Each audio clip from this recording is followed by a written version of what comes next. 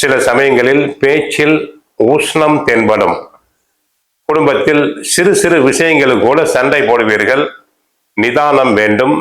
பேச்சில் கணவன் மனைவி உறவில் சிறு உரசல் உண்டாகலாம்.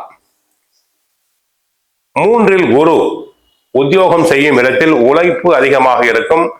தங்களுடைய புகழுக்கு களங்கம் உண்டாகலாம். தங்களை பற்றி சிலர் கோல் சொல்வர். அனைத்தையும் சமாளிக்க வேண்டும். 4ஆம் இடத்தில் சூரியன் புதன் கேது. 4இல் கேது இருப்பதால் பெற்ற தாயாருக்கு அடிக்கடி மருத்துவ செலவுகள் வரலாம்.